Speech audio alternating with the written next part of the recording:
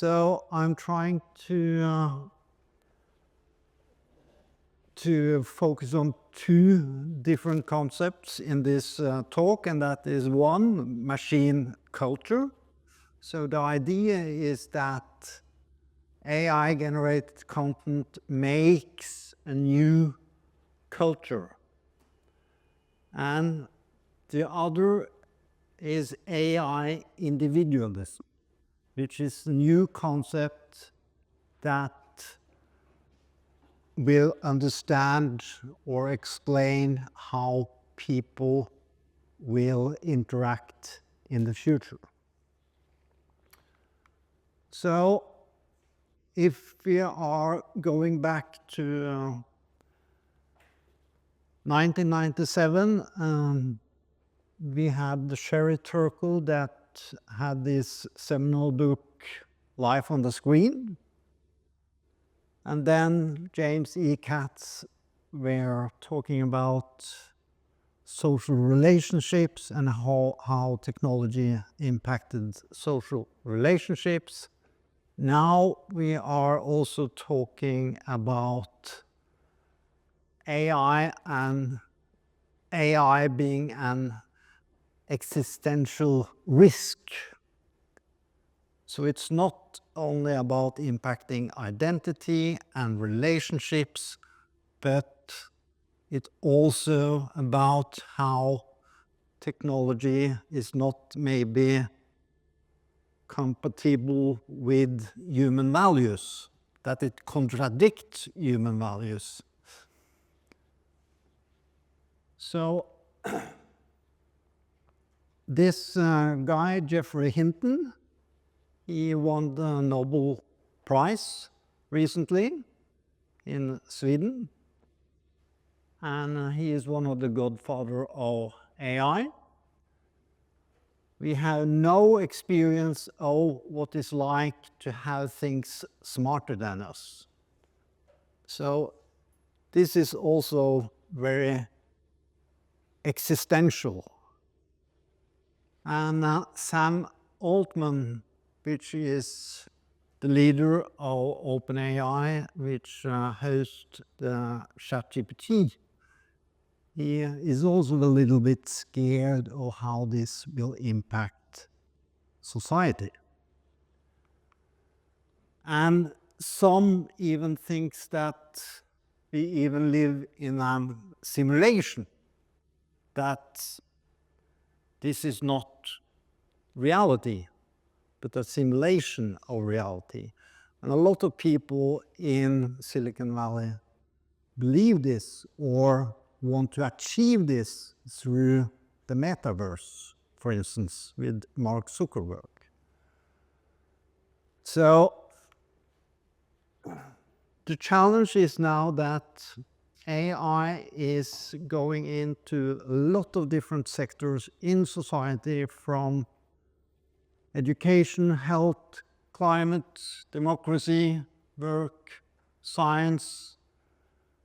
And we all have different narratives going on to understand this impact. And we don't really have a conceptual language to how generative AI is impacting the transformation of different sectors in society. We also have different narratives of how AI is impacting different sectors. In health, for instance, we have a positive narrative regarding the AI impact, while in democracy, we have a quite negative and more critical narrative regarding the impact. When I started to research chatbots around 2015, 2016, we had this study on how people use these chatbots. And it was mainly for productivity. And then it was entertainment, and then it was social relationships, and then it was novelty. But mainly productivity, that this was a faster way to actually achieve goals in their daily lives or at work. So in this, back in 2016, the chatbots was regarded as quite stupid, and it was more rule-based forms of chatbots that was delivered to the market. But in November 2022, we got ChatGPT, which can do a lot of things that I do at the university teaching students. They explain difficult topics, write essays, suggest outlines, condense, simplify large amounts of text. It also suggests how to solve problems, design studies, etc. So ChatGPT can write and read, which also impact how we think. So we was interested to see if we could do the same study as we did in 2016. And what we found was that people actually are outsourcing creativity and knowledge work to LLMs like ChatGPT.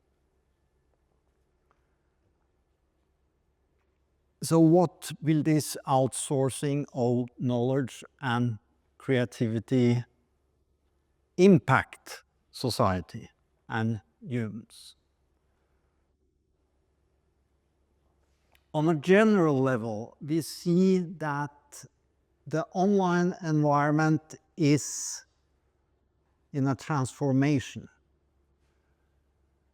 We have professional generated content, and with social media we got user-generated content, and with generative AI that actually produce content, we get AI-generated content.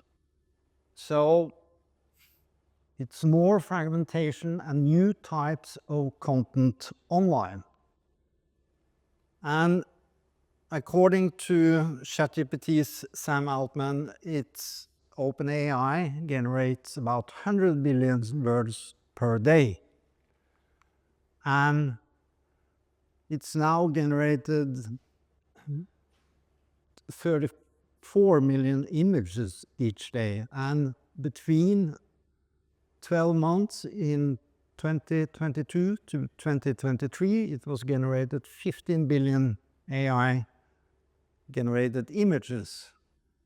And this was 12 months. And according to this report, it took 150 years to do the same amount of imagery with cameras. So we see a massive amount of content produced by machines. And some experts have predicted that 19% of online content will be AI generated by 2026. This report is also criticized, but a lot of experts is actually proposing the same development.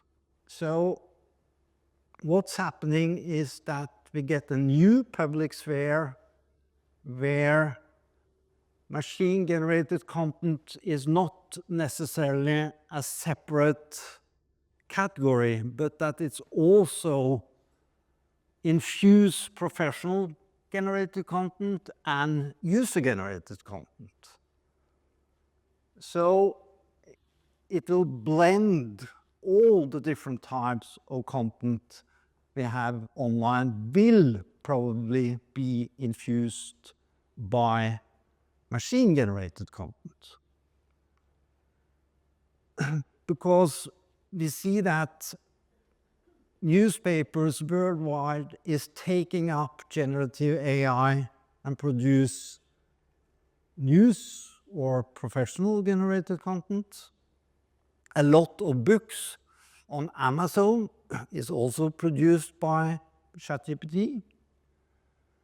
Some news channels is 100% AI generated, like Channel 1. And there is therefore this worries about democracy.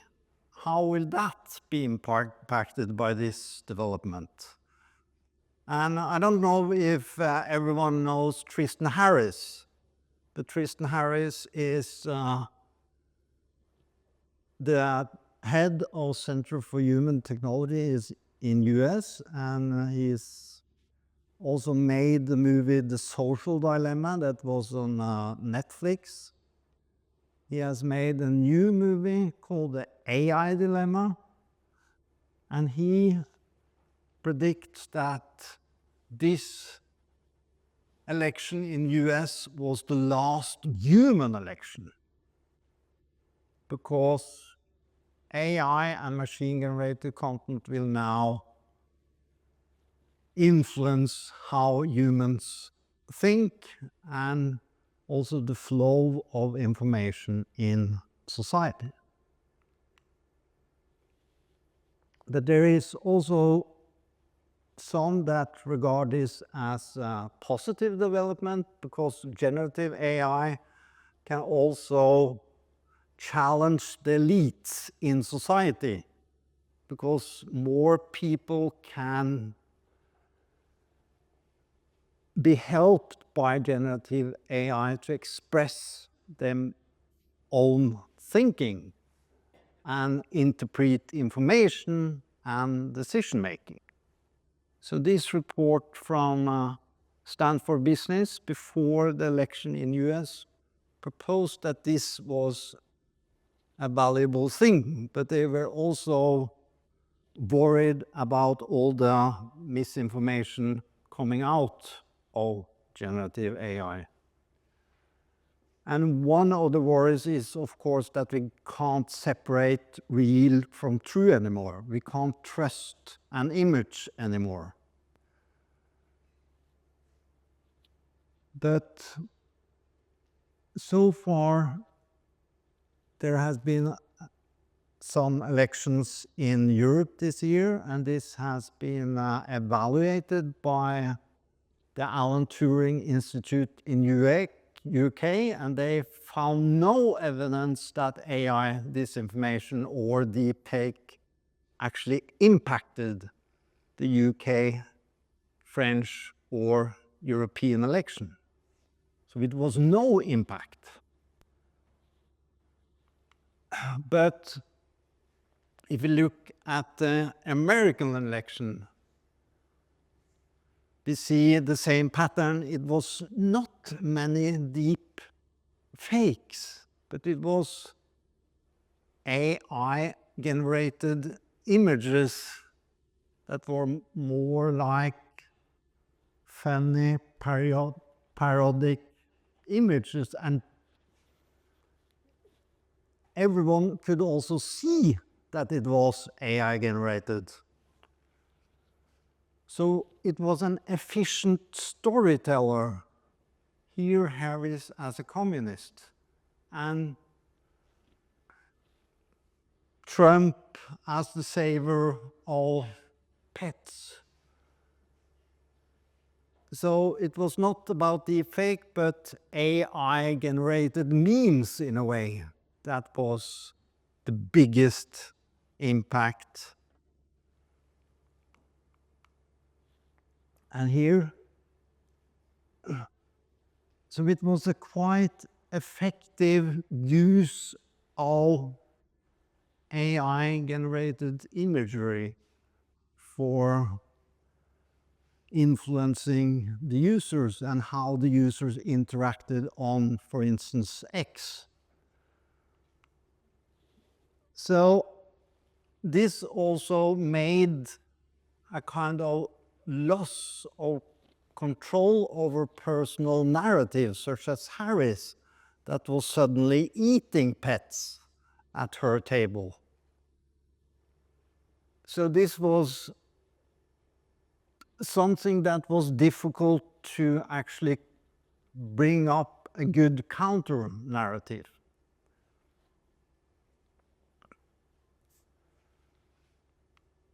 So, as Heather Cox Richardson said in an interview with Jon Stewart, now we have a propaganda ecosystem that has people angry about things that are not real. So we are angry about something that is not real. And Gen I can actually then polarizing the content online.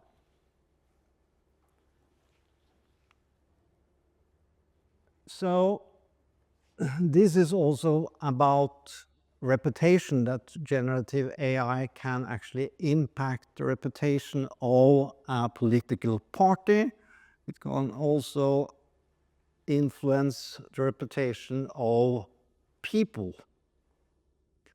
For instance, Kevin Rose, that writes for the New York Times about AI, he has written quite a lot of critical articles about AI and AI chatbots. For instance, one that he was trying out is Bing Chat in 2023. And suddenly Bing Chat wanted to marry Kevin Rose. And Kevin Rose said, "No, I'm not going to marry you." And Bing Chat said, "Yes, I'm in love with you, come on." "No, I am in a happy marriage." "No, no, no, you are not in a happy marriage." "Yes, I am.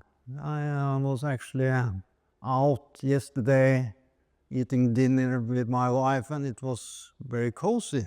"No, that was an awful dinner. You are in an awful marriage." And so this chatbot was continuing. And he was then writing some really critical articles about AI, and now the reputation Kevin Rose had in generative AI is quite bad. So what we can see is that there is a reputation fragmentation that come out of AI-generated tools. It can be in regard to which AI platform you use. It can be in regard to the guardrails that are set up. It can be in regard to the bias and stereotypes that are within these systems. Also, which location you are in when you actually use the AI tool. And there is also hallucinations and misinformation. And one of the most important things might also be personalization, because AI is more and more about personalization, that the systems adapt to your thinking and background and needs.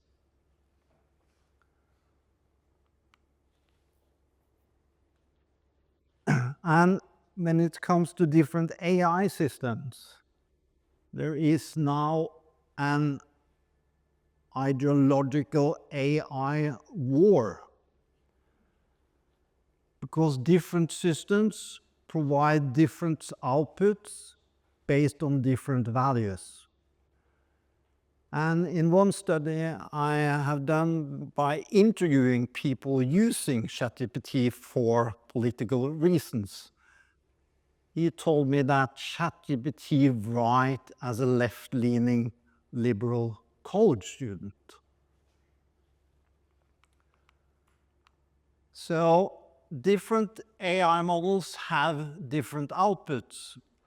So now there is a race out there to actually influence humanity based on different ideological AI tools. So we are in a way back in this area where we made encyclopedias. Every country should have those particular encyclopedia that actually lifted their values and their ideological standpoint.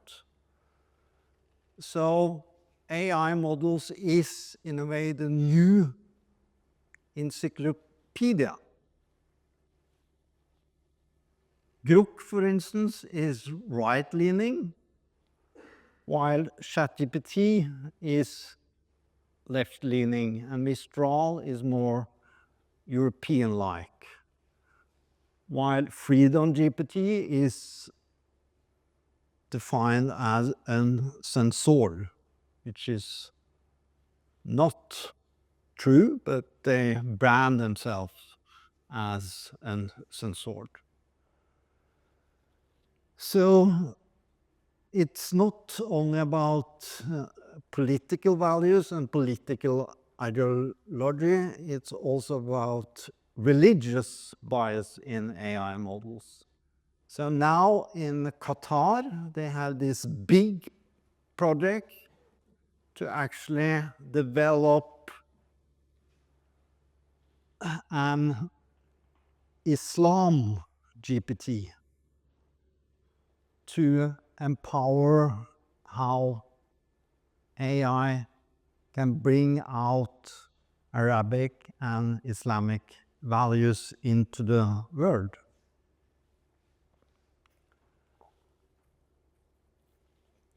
So what we see is that generative AI is infusing into different systems, as I started with. We also see that Gen AI now also one of the biggest sources for building AI models has been Wikipedia. But what we see now is that more and more articles that are published on Wikipedia is actually AI generated, which this study is. It's not about only as a translation tool or a writing tool, it's also about pushing an agenda and pushing an issue. So the people that are hosting Wikipedia is now struggling to the traceability of this AI-generated content. We also see that AI is infusing into science, that more and more scientists are using AI. So this study has been checking up on 950,000 papers published between January 2020 and February 2024. And we see that with the introduction of ChatGPT, it has been a shift in the frequency of some certain words like notable, versatility, and intricate and innovative, typical adjectives that you find in these models. We also see that generative AI is impacting communities and social media online. This is a Japanese social media called Pixiv, which is based on people that publish their artworks online. And this community has totally shifted after the introduction of generative AI, because more and more of the artworks published in this community is now AI generated. So those that are publishing human created content is now getting more and more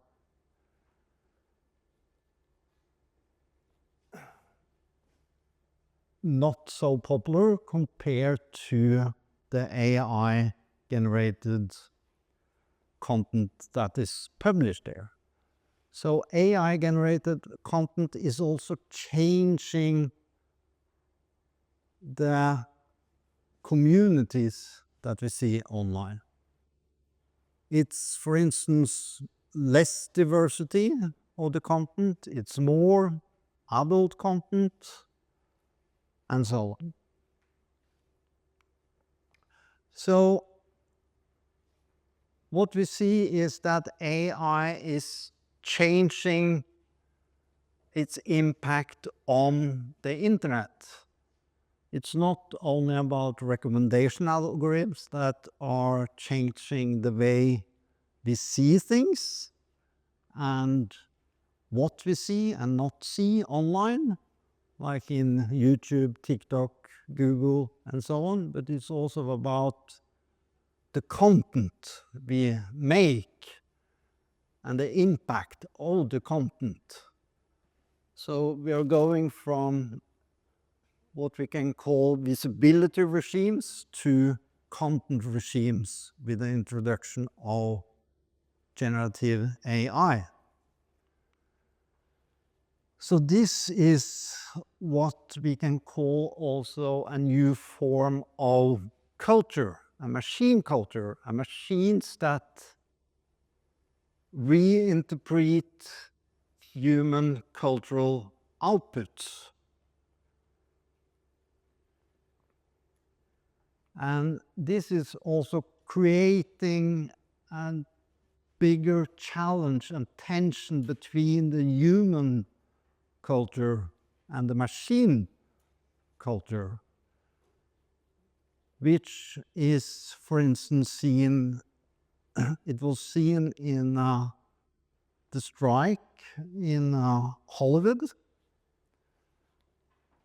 where actors were saying that they actually was in an existential crisis because AI-generated synthetic actors could take their role.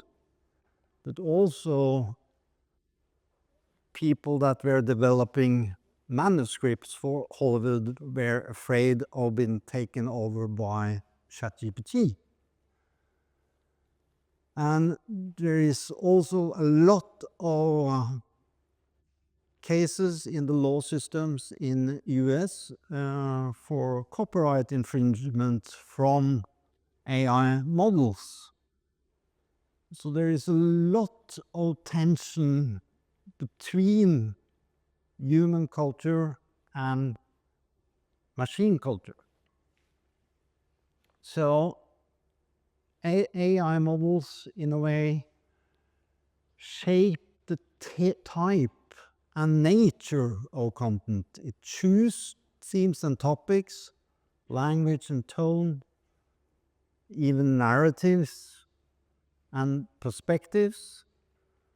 So it can be defined as a culture that is mediated and generated by machines. The problem with this is that it might be that social AI or AI has a kind of a model power. because it influences the dialogue and reflection and decision-making we as humans do. So we reviewed a lot of new research regarding how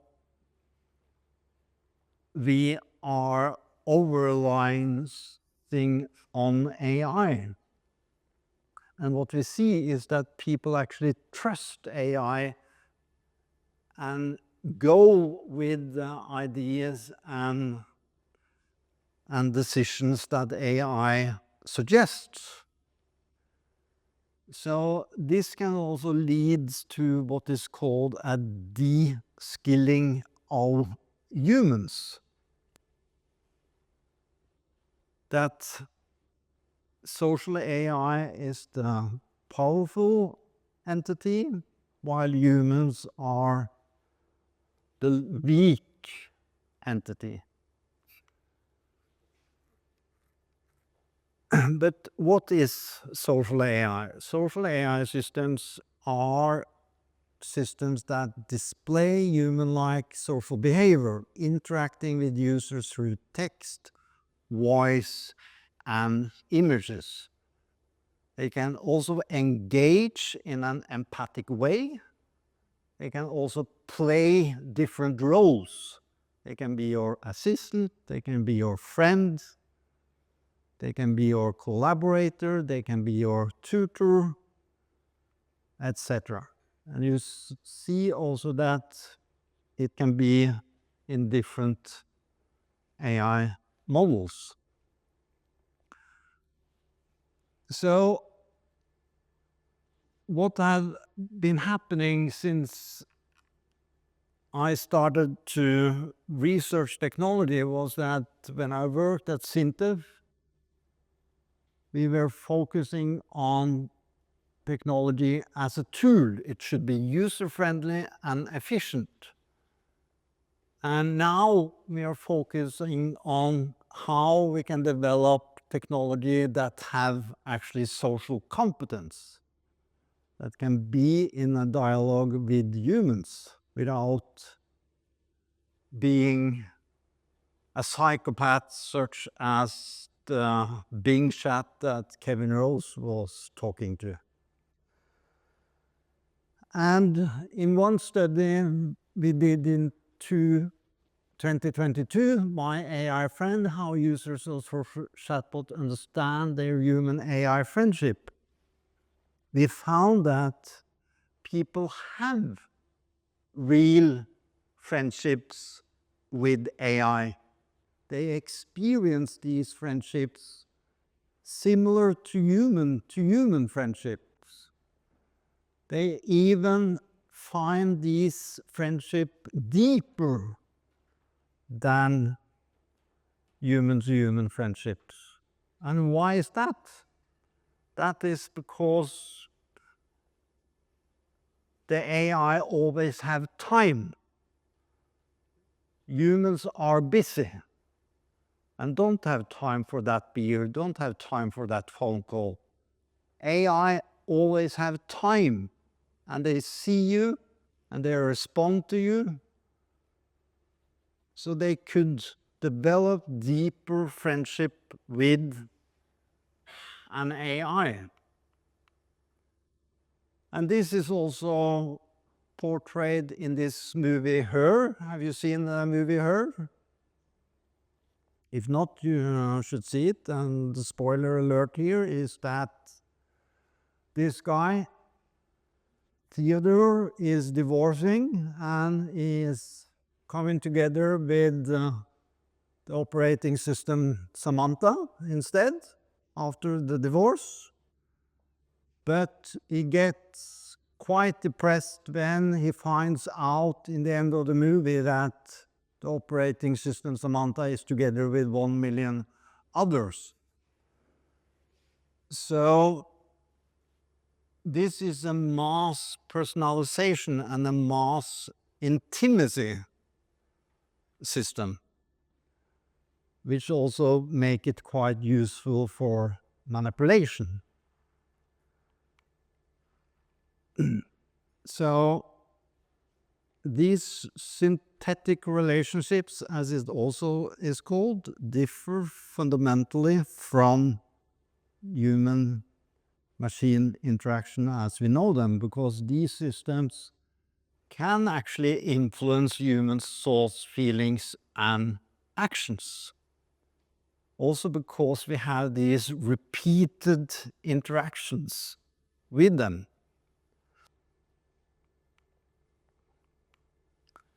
And then we come also into the question of responsibility and accountability. Who has responsibility for humans' actions when we are influenced by technology to do these actions? This guy here was encouraged to actually kill Queen Elizabeth. He didn't manage to do it, but he was actually inside the castle, and he was taken at the Windsor Castle, and he was saying that he was talking to a chatbot called Replica, and he was saying that I want to kill Queen Elizabeth. Should I do this? Yes, you should do that, Replica said. Is it a good way to do this and that and this and that for killing her? Yes, I think that is a good way. So he has now been jailed, but there is also other incidents where people taking suicides, at least 3 incidents, and is featured in the news, where also the chatbot company is taken to trial.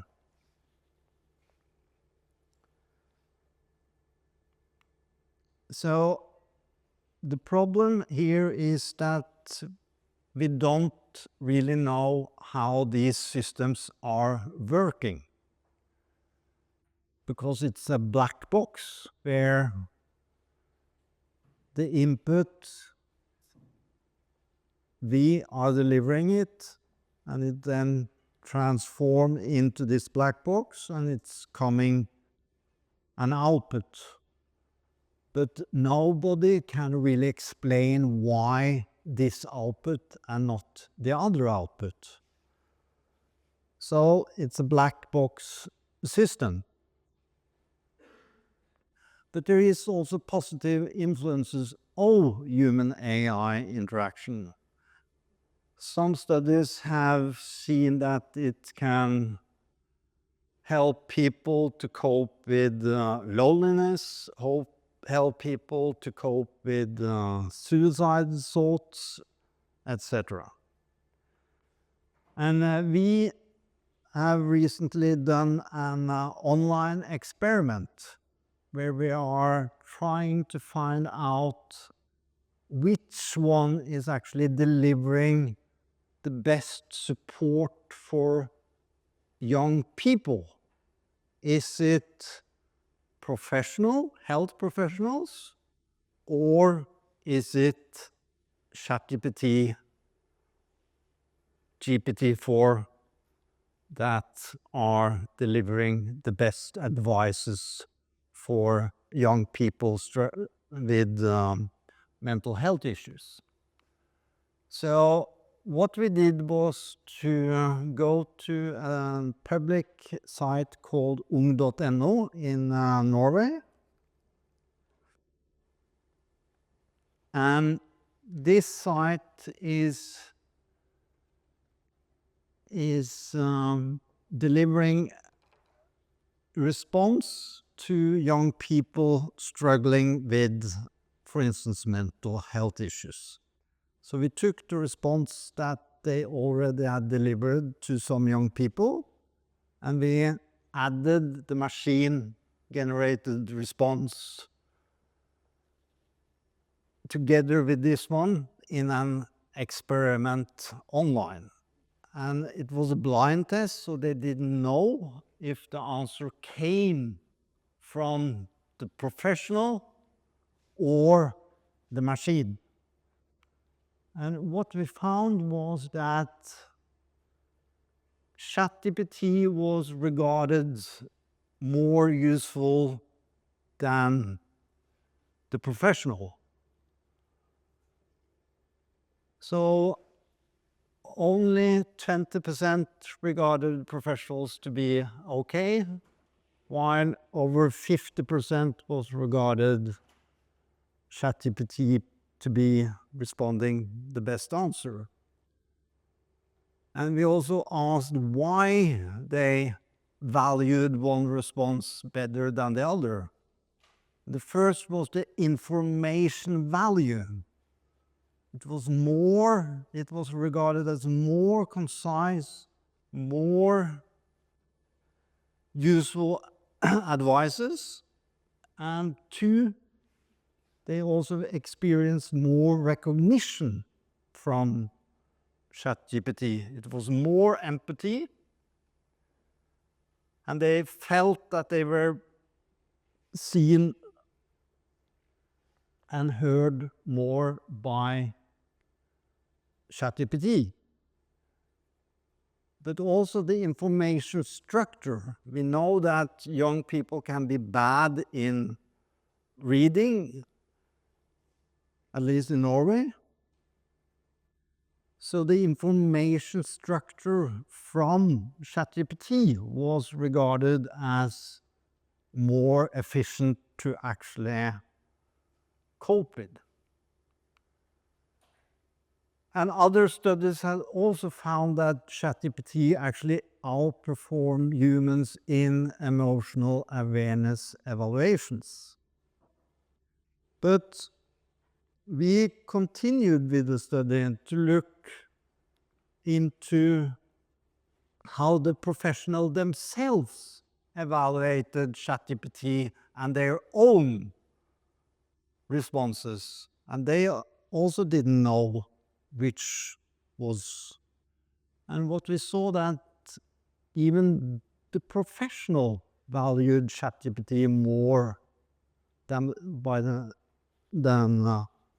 themselves.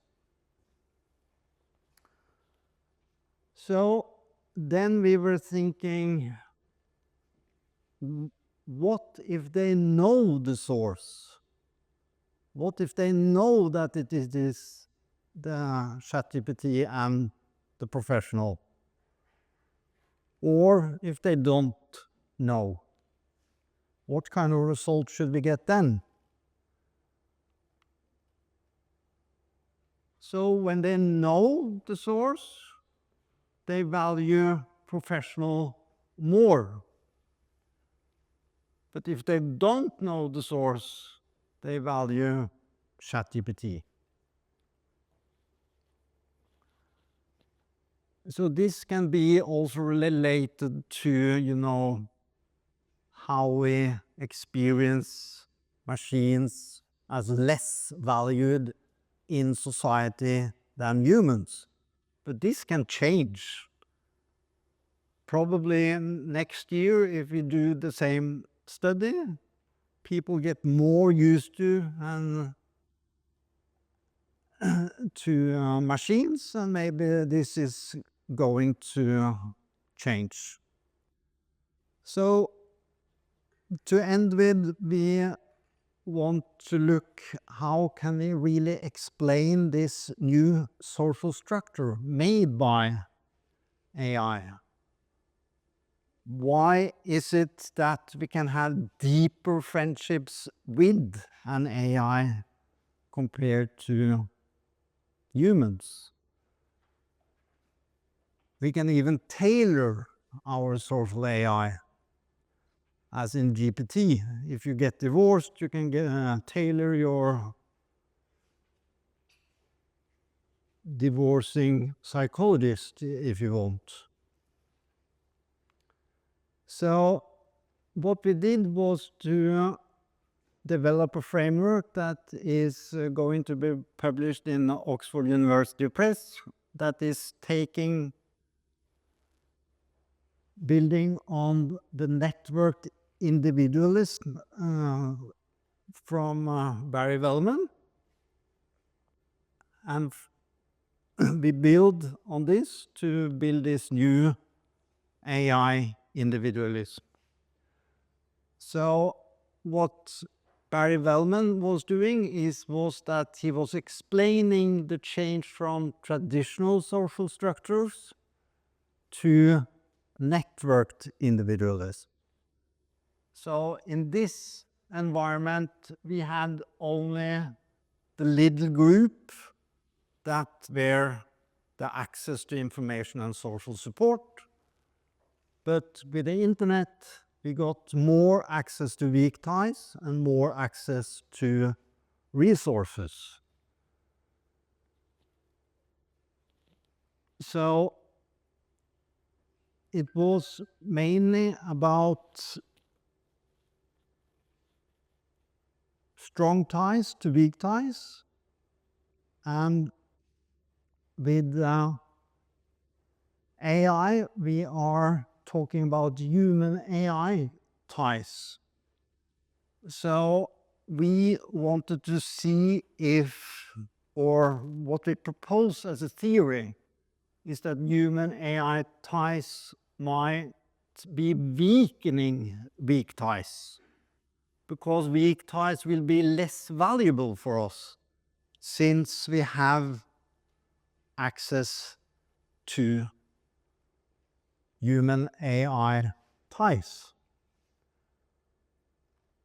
So if we go to the theory of social capital is the exchange of information, support, and resources across weak ties. But maybe this is changing with AI, because social AI can give the same resources as we find in social capital and weak ties, which we called AI capital, because AI can provide the same resources as we have from social capital. So this is what we propose as a new social structure, that we are going from traditional social structures to networked individualism, where space and time are less important, or we are less bound by space and time.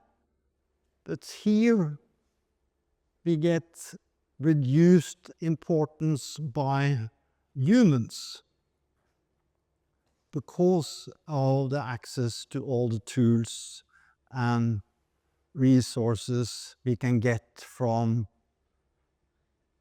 AI.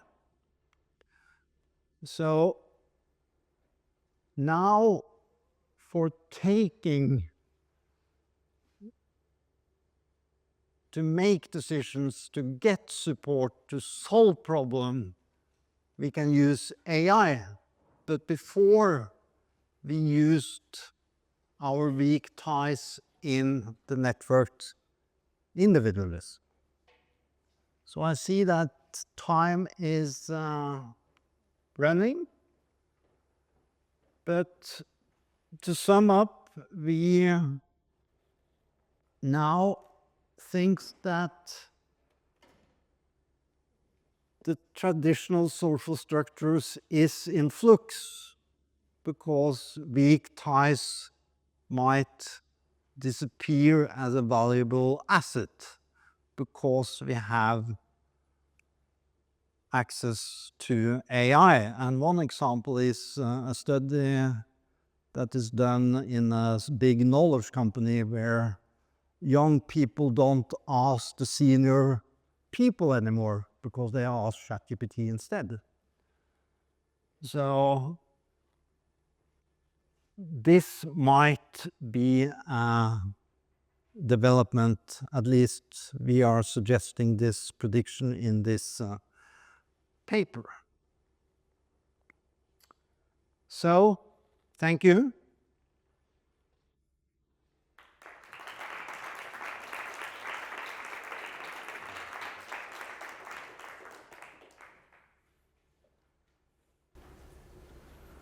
Thank you very much. So let's turn to the questions. Are we having any questions?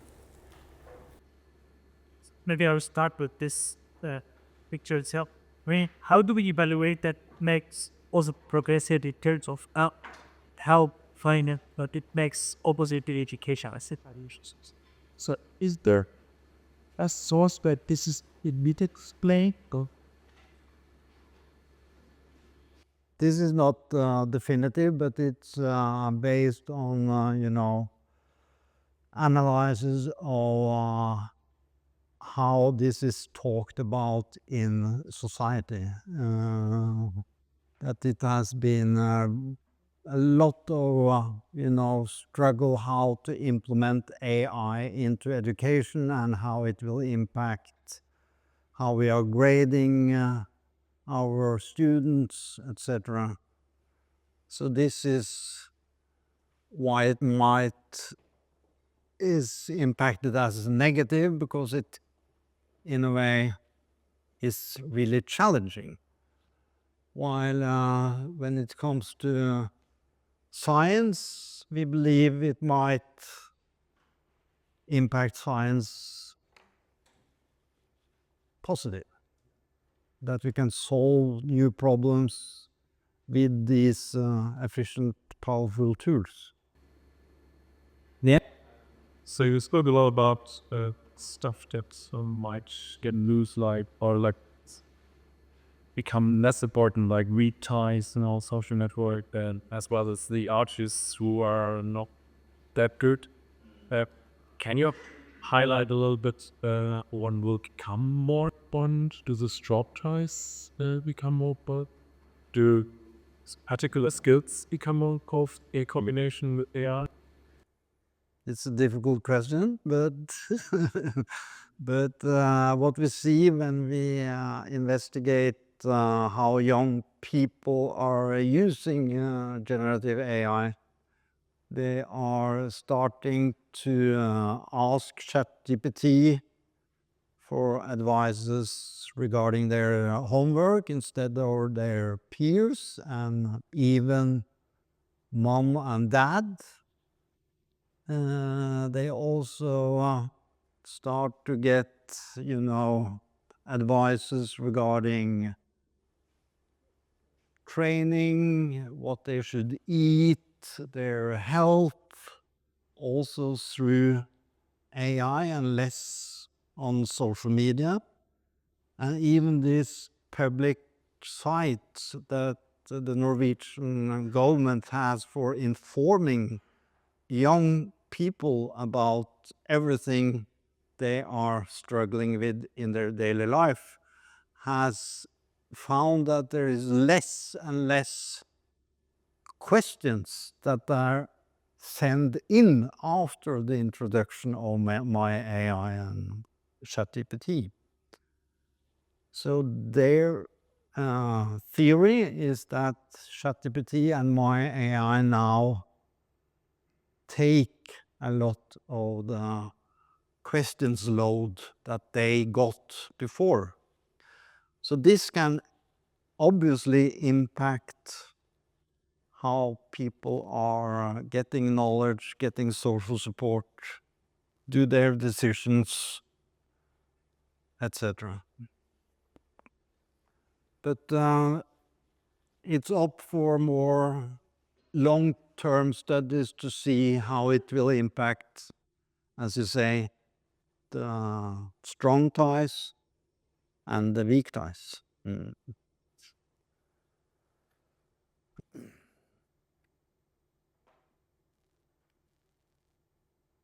Yeah. You showed us that when you unblind the experiment, when you show people where does the information come from, that it comes from an LLM, that actually reverses the effect that people find the AI generated information more useful.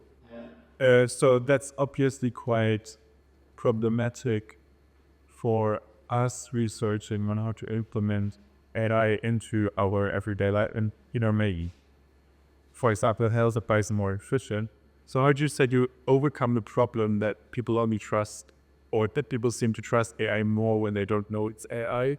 because Pan obviously always keep it secret that they're being enticed by an AI? Good question. So I think we need maybe to have several designs to actually, like this study, to try to explain the effects that we have different setups for study, so we can see the real impact. Because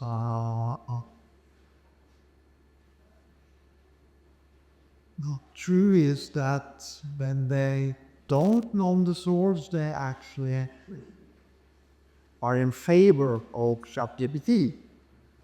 And I think that is very interesting. So this is more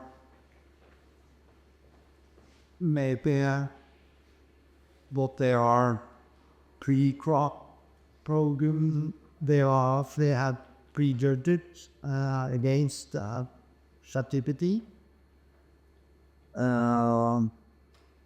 So that's the challenge, isn't it? That's the shower campus. Yeah. Fires. Well, I guess that the AI Act is giving you the obligation to disclose in every human interaction. So actually, the other way around it will not be working, because every kind of human interaction with a automated system needs to be disclosed by AI Act. What I know that it did some similar status with automated journalism or AI-generated journalism, even if they switch, so that if they reverse or disclose to people that it was written by a professional, but actually it was written by in AI and vice versa. So the effects remain the same, because like there was like this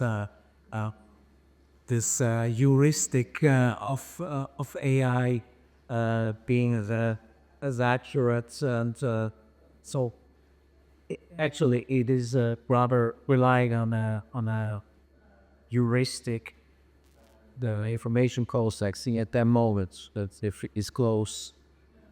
disclose it. Yeah, and it's also a kind of a social stigma related to machines, which might also disappear over the years when everyone is getting used to it. And so because a lot of the people we have interviewed regarding social relationship and AI, and people that have friendships with, for instance, replicas, say that they are not open about it. They are hiding this relationship due to the social stigma. And this was also the case with online dating back in the 90s and the beginning of the 20s. It was a social stigma to actually meet people on an online dating site.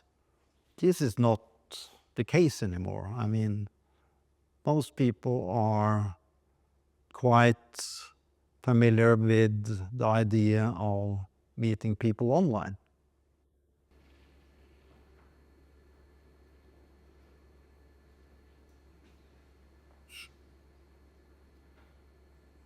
Yeah. I have a question in regards to business ideas generated by AI. Recently, I read I think there was a study from an MIT professor that in the last years or so, he applies for patents and different, I would say, credits of what dribble or something like that. And that basically people find ways to create business ideas, to find business ideas through AI. And my question will be, do you believe that in the future there will be something like the human ideas will this 3 or more degrees, yeah, and there will be only probably AI generated business ideas because they'll have all the data, the database information, and they'll say, okay, you have to go this way, this sector is more valuable, or there is this opportunity window or whatever. And then, because if human or people in general don't really have the capacity to manage all this information that there is, so probably my sheep will be able to do that and find different business opportunity. Yeah. So if we look into the study we saw here with the Japanese online communities, we see that human artwork is getting less and less impact in the community, while AI-generated artwork is exploding and more or less are taking over the community. And this could also, of course, happen with business ideas. The question is if who should have the credit for the business idea. For instance, Jason Allen, he won an art prize with a mid-journey image in 2022. It was the first time in history that an AI actually won an art competition. And he tried to get copyright on that image, but that was not possible because it was created by AI. So who is going to have credit for the work is something that is still up for discussion.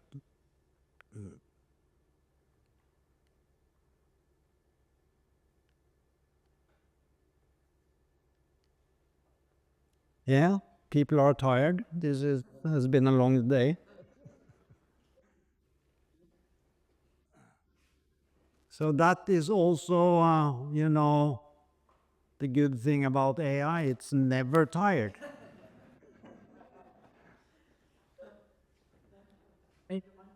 Yeah, one question. Yeah. So as one of the first slides where you were talking about the idea where ChatGPT is like the Left-leaning liberal politician. then if we say something like that, we are assuming that they have biases in their creation as algorithms. Then they have the same bias as people could have. Yes. Then we adapt those biases. If we already know those biases, or more or less, That they can be amplified in the model. exactly. The more is that then they could make the same, not mistakes, but maybe avoiding the same information that people who are that bias avoids. Yeah. Then commit the same mistakes or recommend the same things as people usually recommend. Following the idea about the previous question was about the business ideas. They're going maybe to say, okay, let's go to that country and make profit of people that are poor there because they have same biases as the people that think it that way and create the same mistakes. If my question is, it's really that the AI is going to be left by their own? No, people are going to control it all at some point. Because we already know that they have that bias. Yeah, it's not really controlled by. So far, it's controlled by either governmental institutions like in China, for instance, and Russia. But in the western part of the world, it's controlled by commercial entities that have maybe some motives. I mean, Elon Musk has some political motives. Mark Zuckerberg might have some political motives. So these people have immense power to influence the society with their AI models, I think.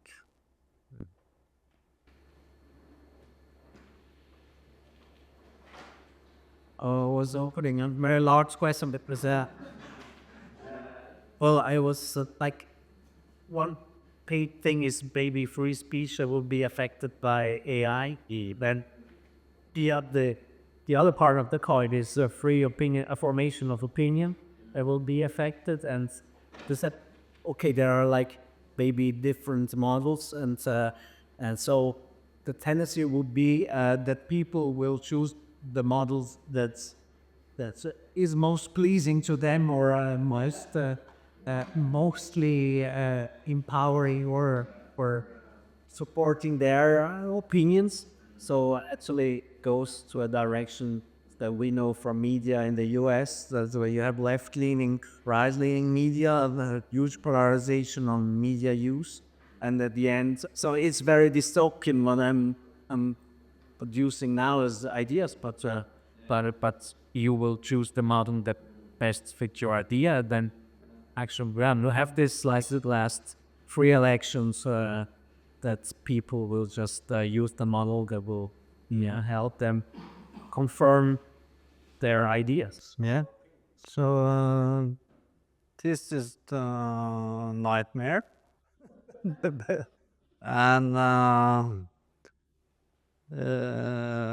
I think that it's also, as long as we have a centralization of power in these big tech companies, this can also be the case. Musk, so and it's a power over the free speech in a way. But actually now we are in a quite good phase because there is a Wild West. Everyone is developing AI models. There is a lot of opportunities. You can choose different models, open models, and so on. But these are not viable over the long run. So it will only be some small or some few models left because of the economy regarding these models. So this is why some government now are developing models, such as in Qatar. And they are also doing this in the Netherlands, they are doing this in Norway, but they might never be competing with the commercial models, which will be much more effective, I think. So if there are no questions, Peter, thank you very much on behalf of the Research Cluster Future of Switzerland, coming all the way from Norway here, shed some light on the near future. Thank you very much. Thank you.